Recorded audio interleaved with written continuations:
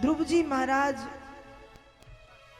भगवान की बड़ी भावपूर्ण स्तुति करते हैं कि हे भगवान, मेरे संपूर्ण शरीर में जो भी शक्ति है वो शक्ति आपके द्वारा ही दी हुई है। हे प्रभु आप कृपा करें, हे नाथ आप कृपा करें। बड़े भाव से ध्रुव जी स्तुति करते हैं, भगवान से भक्ति का वरदान मांगते हैं।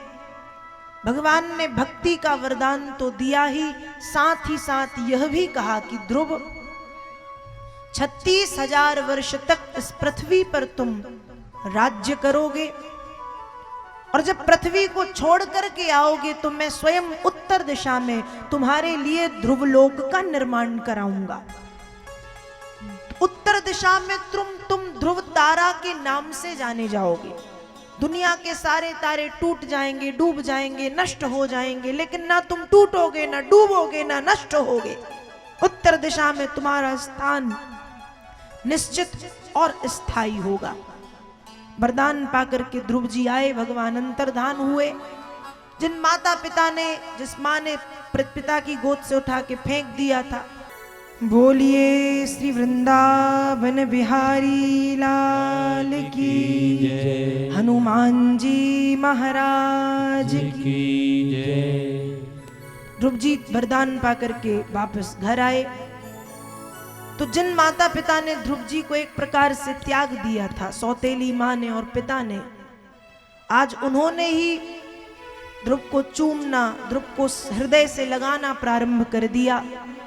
और मां सुनीति तो भगवान के मंदिर में भगवान के सामने खड़ी होकर के नाच नाच के कह रही हैं कि हे प्रभु, आज आपकी कृपा से मैं पुत्रवती हो गई। अब तक मेरा पुत्र तो था पर मैं पुत्रवती नहीं थी, लेकिन आज जब मेरा पुत्र आपका भक्त हो गया, भगवत भक्त हो गया, तो मैं भी पुत्रवती हो गई। क्योंकि पुत्रवती जुबती जग सोई, रघुपति भगति जासु सुत होई। समय बीता, बड़े हुए ध्रुव, राज्यपाट ध्रुव जी ने देखा। जीवन के अंतिम क्षणों में राज्य त्याग करके बद्रीनाथ की यात्रा के लिए ध्रुव जी निकल गए। बद्रीनाथ पहुंच करके कठोर तप किया।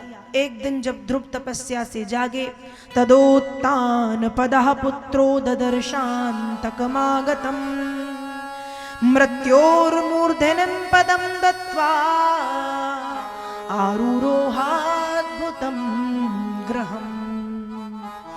ध्रुव जी महाराज जब तपस्या से जागे तो अपने सामने एक बहुत सुंदर स्त्री को, देवी को खड़ा देखा, जो हाथ जोड़ के ध्रुव जी के सामने खड़ी है। ध्रुव जी पूछते हैं कि देवी जी आप कौन हैं?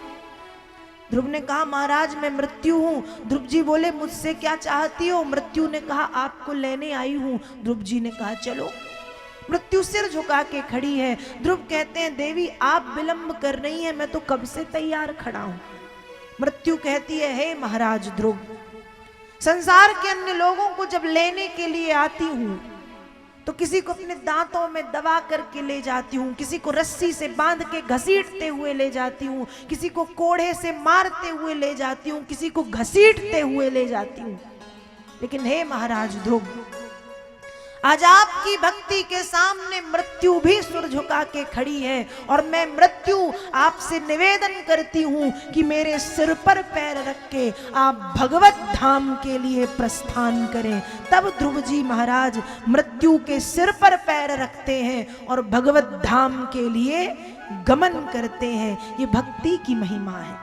जब व्यक्ति भक्ति तत्व को जीवन में धारण कर लेता है, या जब भक्ति महारानी हमारे जीवन में प्रवेश कर जाती हैं, तो ये मुक्ति, ये मृत्यु, ये रिद्धियां, ये सिद्धियां सब हाथ जोड़ करके हमारे आसपास खड़ी हो जाती हैं। ध्रुव की भक्ति को देख करके मृत्यु नतमस्तक है और मृत्यु के सिर पर पैर रख के ध्रुव भगवत धाम के लिए गमन करते हैं। यह है भगवान के भक्ति की अपार, अनंत, अद्वितीय, अपरंपार महिमा। इसलिए भक्ति करना चाहिए।